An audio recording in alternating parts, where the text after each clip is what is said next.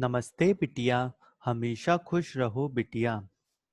I am Dr. Bharat Sharma, Assistant Professor, Department of Pathology, Faculty of Homeopathic Science, Jyoti Vidyapeeth, Women's University, Jaipur. Today's topic is cellular injury, part first. What is cell injury? Cell injury is a sequence of events that occur if the limits of adaptive capability are exceeded or no adaptive response is possible. Most common causes are ischemia, hypoxia, chemical injury, and injury produced by infectious agents. These are the cellular response to stress. Normal cells in stress adapt. If there is too much stress, the cell cannot adapt, so it becomes injured. Adaptation are reversible responses to stress. If injurious stimulus occur, cell injury occur, and inability to adapt, cell injury occur.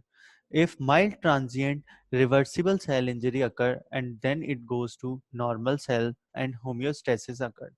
While severe progressive cases, irreversible injury occur, which can lead to either necrosis or apoptosis.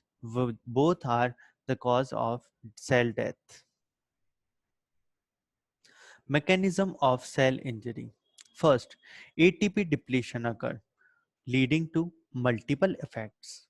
Second is mitochondrial damage, which leads to leakage of pro-apoptotic molecules. Third is increased calcium entry, leads to increased mitochondrial permeability, leads to activation of enzymes. Mechanism of cell injury. First is depletion of ATP. Then mitochondrial damage occur, which causes influx of intracellular calcium and loss of calcium homeostasis. Then accumulation of oxygen-derived free radical or oxidative stress occur, which causes defect in membrane permeability.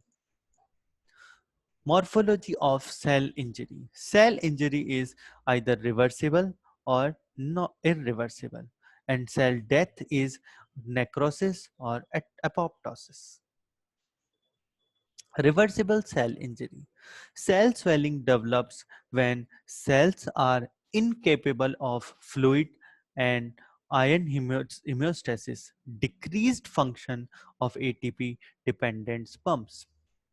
Fatty changes, the accumulation of lipid vacuoles in the cytoplasm.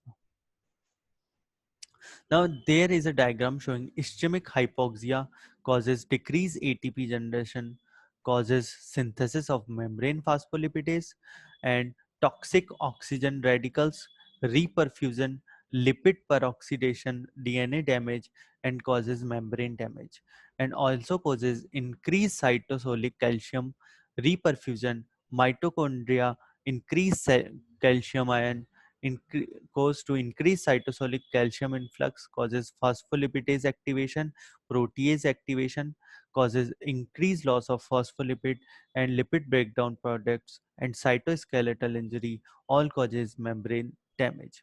Cause to liberation of intracellular enzyme, which causes nuclear changes, either pycnosis, karyolysis, and karyorexis, or cell death causing myelin figures, or serum enzyme estimation SGOT, LDH, CPK, CTN are increases. Irreversible cell injury. Two basic processes underlie the morphologic changes of irreversible injury. First is denaturation of proteins, and second is enzymatic digestion of cell components. Reversible injury, cellular swelling or fatty changes. Characteristics of reversible injury are plasma membrane alteration, mitochondrial changes, dilatation of endoplasmic reticulum, and nuclear alteration. This session is powered by Digital Version 2.0. Jyoti Vidyapeeth Women's University. I hope you all enjoyed this session. If you have any query, please mention it in comment box. Thank you.